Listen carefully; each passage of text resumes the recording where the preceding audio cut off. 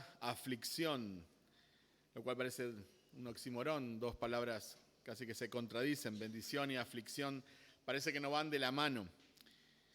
De hecho, el pecado imperdonable de esta sociedad es la tristeza por tus propias faltas.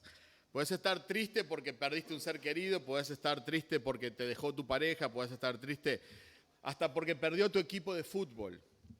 Pero por nada del mundo podés estar triste por algo malo que hiciste.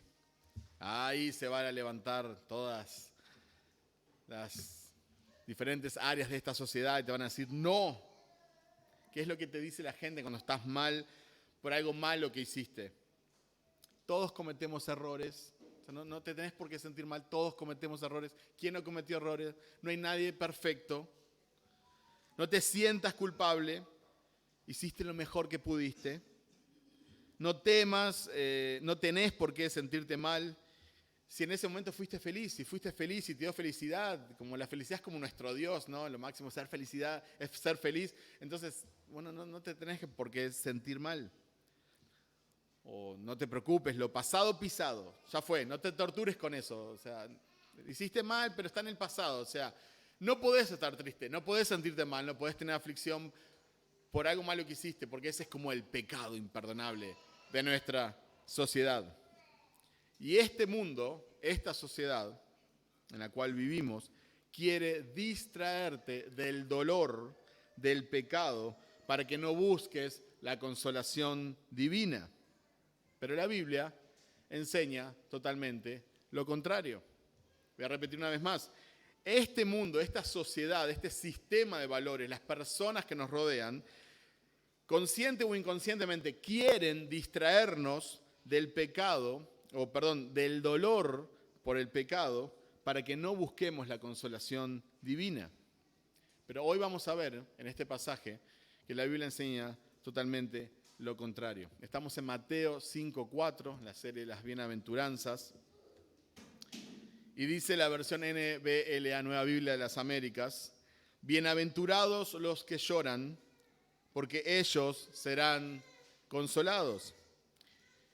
Dice Reina Valera 77, la revisión 77 de la Reina Valera, dice, bienaventurados los afligidos, porque ellos recibirán consolación. Y nosotros vimos el domingo pasado, cuando comenzamos esta serie, que la palabra griega que se traduce como bienaventurados es la palabra griega makarios. Makarios se podría traducir como bienaventurados, dichosos, felices, bendecidos, afortunados. Pero makarios es la verdadera felicidad. Es la bendición que viene de Dios. No se trata de una felicidad superficial y momentánea. De hecho, es todo lo contrario. Hace relativamente poco, en el culto familiar, cuando nos reunimos como familia para estudiar la Biblia, cantar al Señor, orar, a lo que recomendamos nosotros a todas las familias, estudiamos diferentes pasajes. Entonces, estudiamos este pasaje y mis hijos nos preguntaron, ¿por qué llorar es una bendición? ¿Qué tiene de bueno llorar? ¿Por qué alguien estaría feliz de estar triste? Y la verdad que son buenas preguntas, son preguntas honestas. Son preguntas que tienen mucho sentido y que tenemos que hacernos también a la hora de acercarnos a este pasaje. Nosotros naturalmente no queremos sufrir. No nos gusta la palabra aflicción, no nos gusta la palabra dolor, no nos gusta la palabra tristeza, no queremos llorar de tristeza, lo sumo emocionarte por algo bueno, llorar de alegría, pero no queremos sufrir naturalmente. Nadie quiere estar triste. Pero es muy importante entender a qué se refiere este texto, a qué se refiere el Señor Jesús cuando dice, bienaventurados los que lloran, porque ellos serán consolados, o bienaventurados los afligidos, porque ellos recibirán consolación.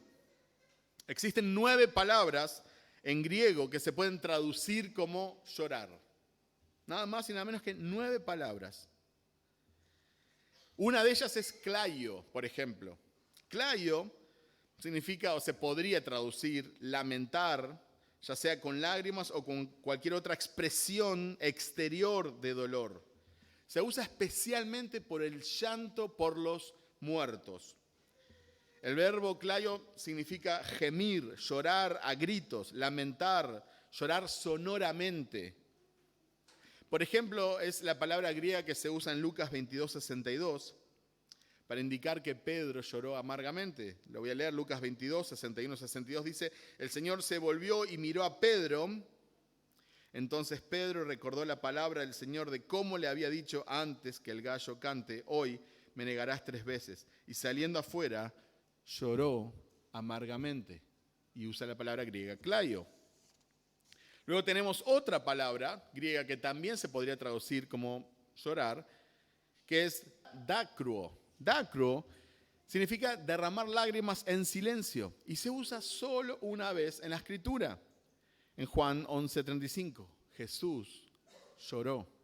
Jesús dakruo.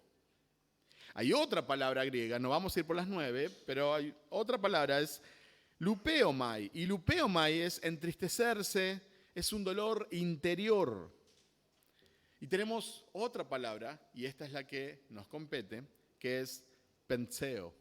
Y penseo significa lamentarse, entristecerse o estar de luto. En Mateo 5:4, en 2 Corintios 12:21, se traduce con el verbo llorar. Se usa especialmente para manifestaciones externas de dolor. Se experimenta el dolor, se experimenta una aflicción profunda. Y Mateo escoge esta palabra para esta bienaventuranza. Penseo, afligirse, entristecerse, lamentarse, llorar, estar de luto. Se podría decir que es la tristeza profunda que se siente cuando un ser amado muere. Esa desolación, esa falta de esperanza, por lo menos terrenal, de que no lo vamos a volver a ver, de que lo vamos a extrañar, nos deja un vacío, un dolor profundo, esa impotencia de que no hay nada que hacer, ya partió, no está más acá. Ese dolor, ese luto, es un poco al que apunta esta palabra penseo.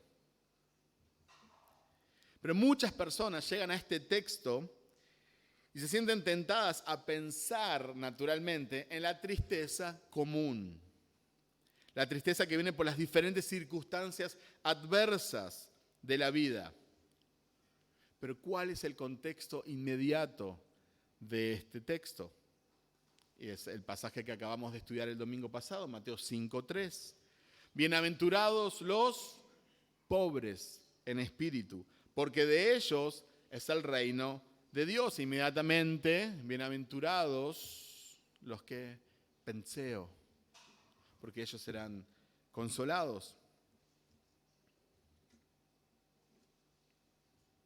Los pobres en espíritu, dijimos, que son los que reconocen su completa bancarrota, su completa y total necesidad. Por eso son como mendigos, son como personas indigentes, que no tienen la posibilidad de cambiar su situación, solo tienen que esperar un acto de bondad, de misericordia hacia ellos. No tienen nada que ofrecer, son pobres en el más sentido de la palabra pobres, la extrema pobreza espiritual. ¿Y cuál es el resultado de reconocer esta pobreza extrema, esta indigencia espiritual? Es el llanto, es el lloro, es la aflicción, penseo. Llorar en este contexto se refiere al dolor por el pecado. Es la tristeza que nos da nuestra falta de santidad y que nos lleva al arrepentimiento. La reacción piadosa a la pobreza de espíritu es llorar, afligirse, es lamentar nuestra condición espiritual sin Dios. Y la gramática griega, la antigua, indica un intenso grado de duelo. Jesús no habla de una tristeza casual por las consecuencias del pecado. Jesús se refiere a un dolor profundo ante Dios por nuestro estado caído. a un dolor profundo por nuestra propia pecaminosidad. El comentarista bíblico Barclay dice, la palabra griega para lloran, utilizada aquí, es la palabra más fuerte para llorar en el idioma griego. Es la palabra que se usa para llorar por los muertos, para el lamento apasionado por alguien que fue amado. El llanto muestra la aflicción por nuestra condición y necesidad. Se llora por el pecado que nos priva de la gloria de Dios. Romanos 3:23 dice, pues todos han pecado y están privados de la gloria de Dios. Esa es la traducción NBI. Por cuanto todos pecaron y no alcanzan la gloria de Dios, NBLA. Por cuanto todos pecaron y están destituidos de la gloria de Dios, Reina Valera 60. Todos han pecado y están lejos de la presencia gloriosa de Dios. Dios habla hoy. Entendemos la idea. Naturalmente, sin Cristo, sin un mediador, sin un sacrificio, sin alguien que nos dé un nuevo corazón, sin alguien que pague por nuestros pecados, sin alguien que derrame su sangre, estamos separados, lejos, no alcanzamos, estamos privados, destituidos de la gloria de Dios. Veamos el uso de esta palabra penseo, esta palabra griega, en otros pasajes. 2 Corintios 12:21 dice, temo que cuando los visite de nuevo, mi Dios me humille delante de ustedes y yo tenga que llorar por muchos que han pecado anteriormente y no se han arrepentido de la impureza, inmoralidad y sensualidad que han practicado.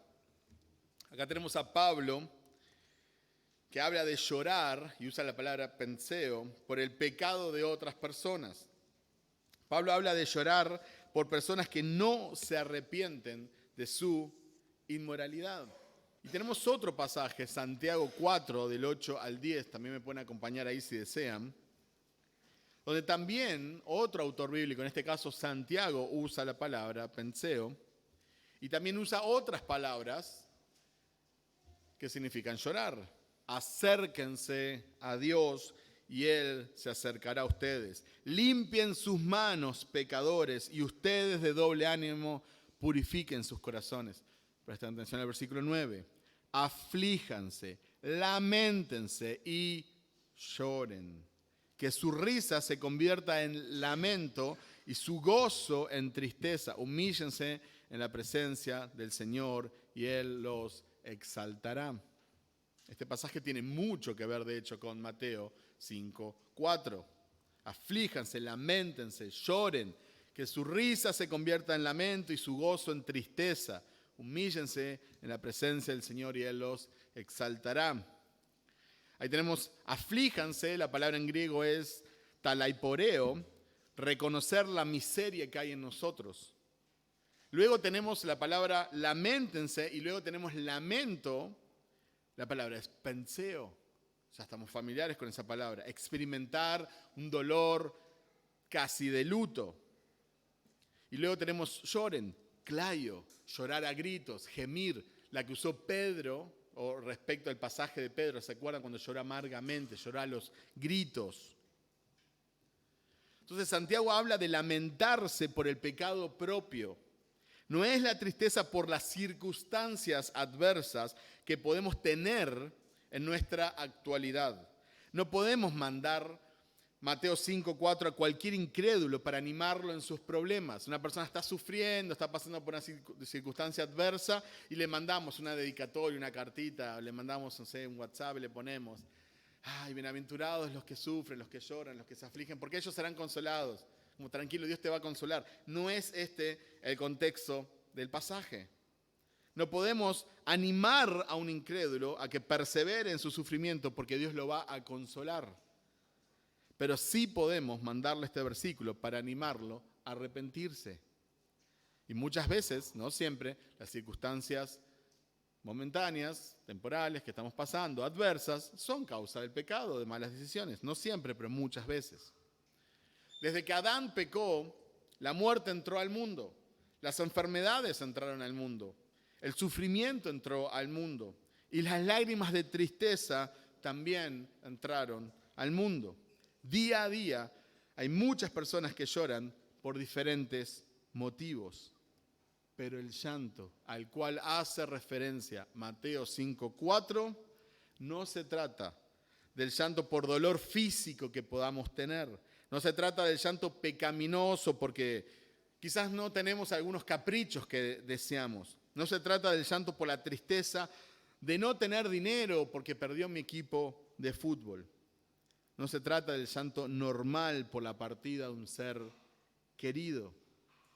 De hecho, David Barceló, casi embromando, casi haciendo broma, dice, no se trata de las lágrimas que vienen de pelar cebollas. No, está hablando de algo específico.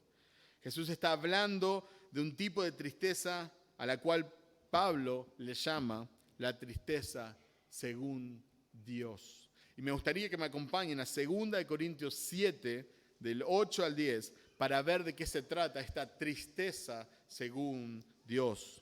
Porque si bien les causé tristeza en mi carta, no me pesa. Aun cuando me pesó, pues veo que esa carta les causó tristeza, aunque solo por poco tiempo. Pero ahora me regocijo, no de que fueron entristecidos, sino de que fueron entristecidos para arrepentimiento. Porque fueron entristecidos conforme a la voluntad de Dios, para que no sufrieran pérdida alguna por parte nuestra. Porque la tristeza que es conforme a la voluntad de Dios produce un arrepentimiento que conduce a la salvación, sin dejar pesar. Pero la tristeza del mundo produce muerte. Entonces hay un tipo de tristeza, dice Pablo, que viene de parte del Espíritu Santo, de parte de Dios, que nos permite saborear cuán amargo es el pecado, que nos permite ver cuán hermosa es la santidad de Dios. Y ese amargor y ese dolor y esa aflicción que produce el Espíritu Santo en nosotros es la que nos lleva al arrepentimiento. Por eso es tan importante, y nunca nos cansaremos de hacerlo, predicar el Evangelio bíblico. Por eso es tan importante hacer un énfasis en el Evangelio que causa aflicción por el pecado. Si el mensaje que se predica en una iglesia, o se predica personalmente, se predica en las calles, se predica en las redes sociales, si el mensaje llamado Evangelio no trae convicción de pecado, no es el Evangelio bíblico. Si el mensaje no apunta a la santidad de Dios y su carácter, no es el Evangelio. No importa cuán atractivo sea, si el mensaje no te hace ver lo horrendo que es el pecado, no es el Evangelio. Si el mensaje no te muestra la necesidad de un Salvador y que ese Salvador solo puede ser Cristo, entonces ese no es el Evangelio. Ese mensaje no es el Evangelio y de hecho es todo lo contrario al Evangelio. El Evangelio tiene que producir dolor por el pecado. El Evangelio no comienza con Dios te ama y tiene un plan maravilloso para tu vida. El Evangelio comienza con Dios es santo y vos no. Dios es bueno y vos no. Dios es amoroso y vos no. Dios es glorioso y vos estás privado de su gloria. O vivís para darle placer a Dios o vivís para tus placeres. Si vivís para el placer de Dios y te deleitas en Él, bueno, Él cumplirá los deseos de tu corazón. Si vivís para tus placeres egoístas, mundanos y pecaminosos, Dios te dará exactamente lo que deseas. Te entregará tus pasiones y tus pasiones te destruirán. Por eso es tan necesario que prediquemos el Evangelio bíblico. Por eso queremos hacer un énfasis, ese es nuestro deseo, hacer un énfasis cuando predicamos la palabra de Dios. De estar seguros que estamos predicando el Evangelio de Cristo. Eso es la santidad de Dios, pero también es lo horrendo que es el pecado. Un Evangelio que causa dolor, pero que consuela. Un Evangelio que aflige, pero sana. Un Evangelio que acusa, pero salva. No un Evangelio que promete prosperidad, riquezas, éxito, pero que se olvida del único que es digno de honra. Yo recuerdo que estuve años en la iglesia y años de mi primera profesión de fe en Cristo, donde repetí una oración. Pero años después hubo un momento donde Dios me convenció de mi pecado, donde me mostró mi necesidad de un Salvador, donde no fue solamente un ejercicio intelectual de creer cierta información de Jesús. Y yo en ese momento, cuando tuve esa convicción, me sentí sucio, sentí vergüenza, me sentí sin esperanza. Pero al mismo tiempo, Dios me consolaba con el consuelo del Evangelio. Había perdón disponible para mí. Había esperanza para un pecador como yo. Había un Salvador pronto a rescatarme. Y esta vez que tuve esta convicción de pecado, este dolor por el pecado, fue muy diferente a la primera vez que me habían predicado. ¿Cómo fue la predicación del Evangelio que recibí por primera vez? ¿Crees que sos pecador? Sí. ¿Qué puede entender uno sobre el pecado si no conoces al Dios Santo? ¿Sabes a quién estás ofendiendo? ¿O sabes simplemente que hiciste cosas malas comparadas con quizás otras personas? ¿Querés ir al cielo? Sí. ¿Quién va a decir que no? Le preguntás a Satanás, ¿querés ir al cielo? Sí, claro. ¿Crees en Jesús? Sí. Y claro, hasta los demonios creen en Jesús. Lo conocen bien, saben que es santo. Bueno, repetí esta oración, repetí conmigo y serás salvo. Señor, te pido perdón por mis pecados, límpiame. ¿Hiciste corazón? Sí, sos salvo. Ya está. Ese es el evangelio que se predica, muchas veces se sigue predicando en Latinoamérica. Y fue el evangelio que yo recibí por primera vez.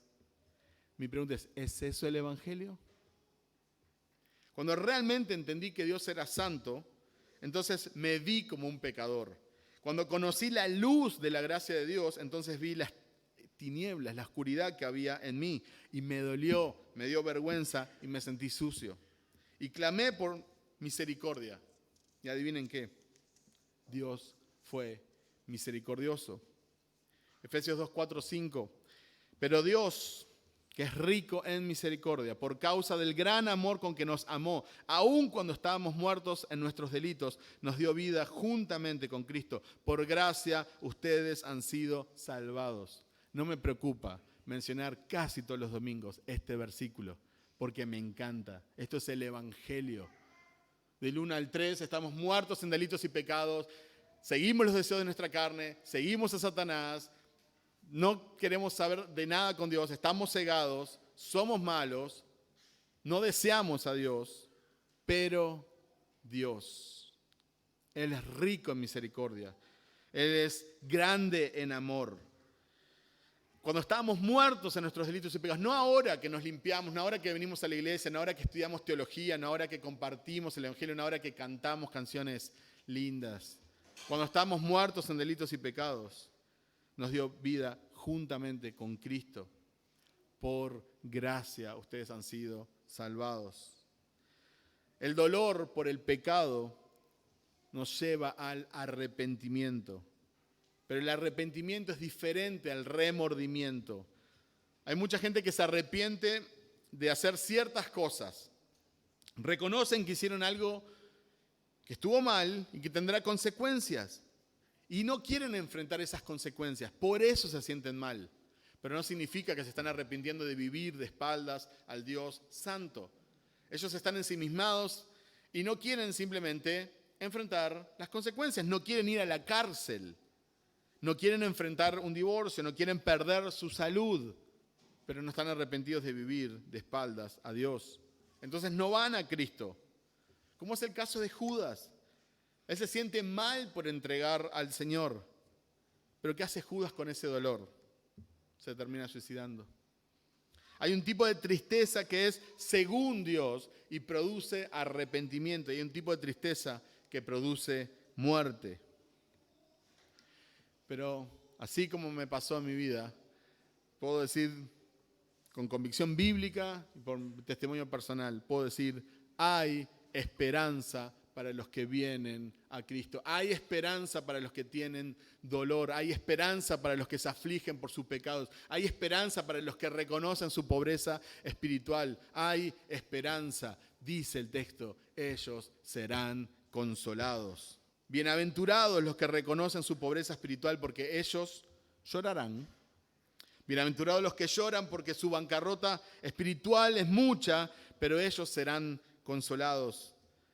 Benditos los que lloran porque no tienen nada que ofrecer, pero su deuda será saldada. Felices los que lloran porque no merecen salvación, pero recibirán lo que no merecen. Por gracia ustedes han sido salvados. El pasaje es claro, dice, bienaventurados los que lloran. Benditos los que lloran. Bendita aflicción. Bendita aflicción. Está en presente continuo. No dice los que lloraron. Felices, bienaventurados los que lloran. Nosotros no solo nos afligimos en el momento de la salvación. Los cristianos no solo lloran cuando son convencidos de su pecado.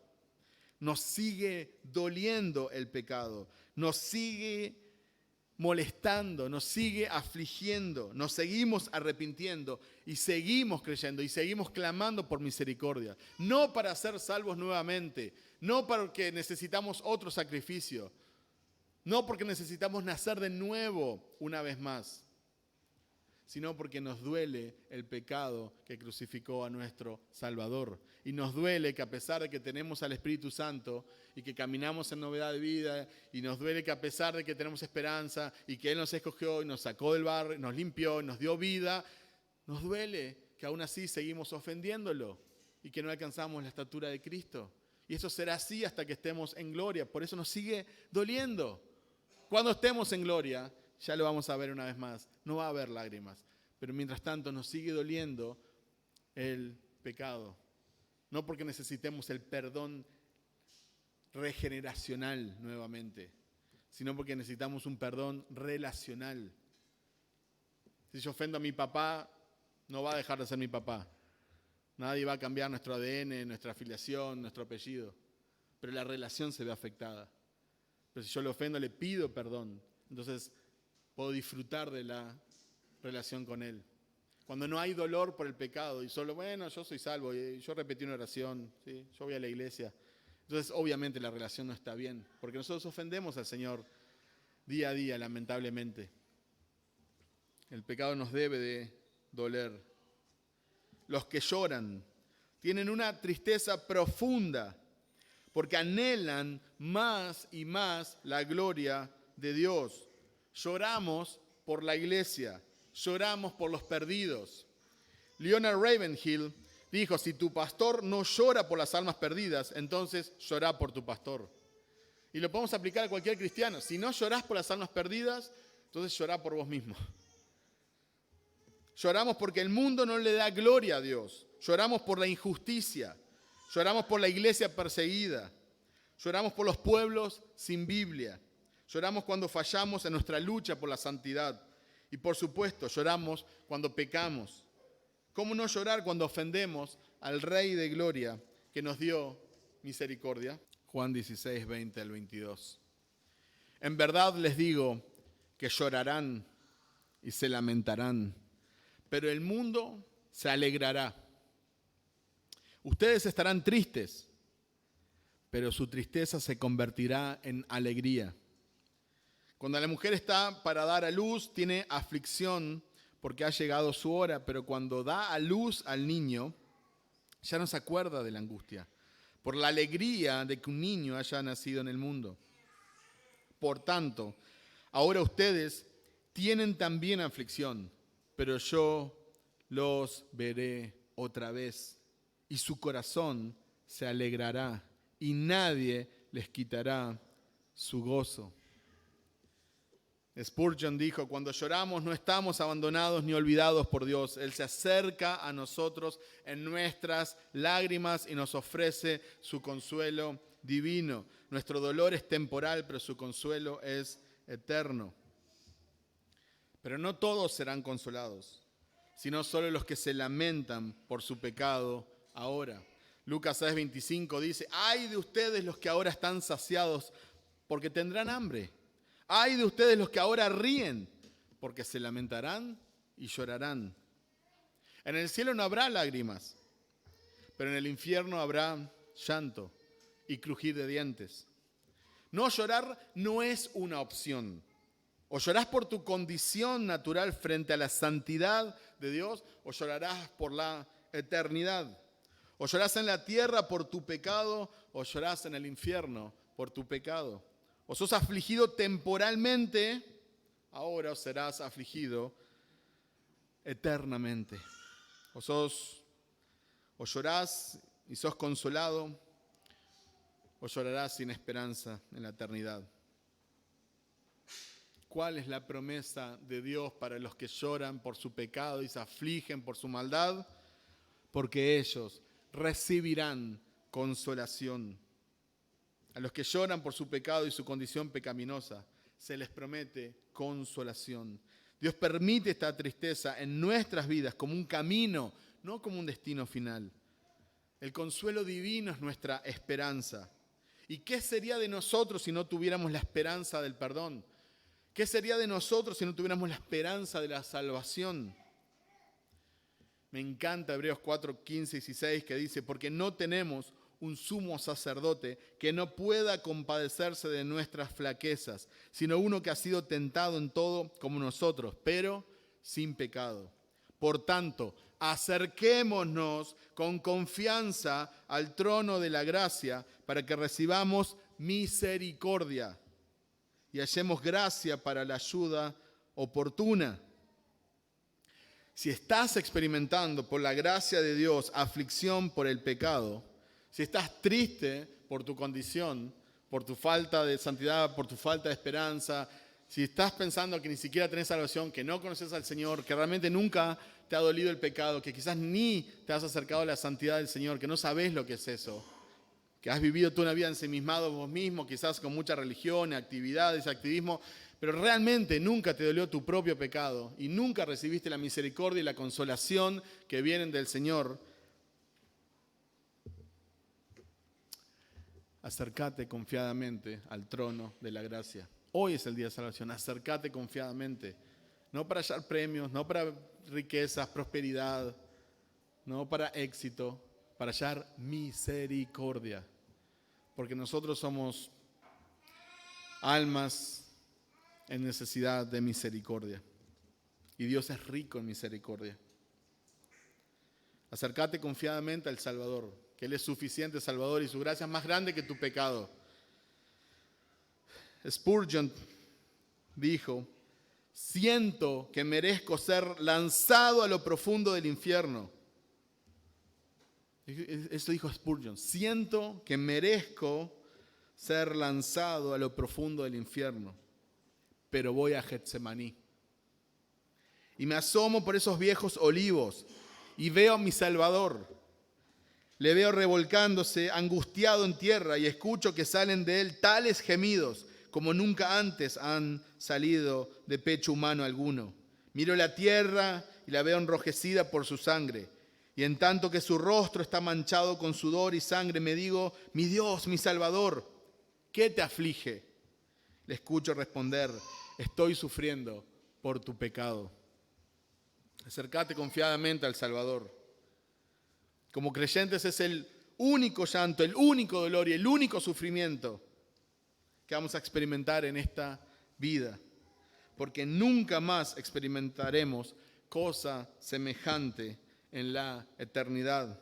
Apocalipsis 21:4 dice, Él enjugará toda lágrima de tus ojos y ya no habrá muerte, ni habrá más duelo, ni clamor, ni dolor, porque las primeras cosas han pasado.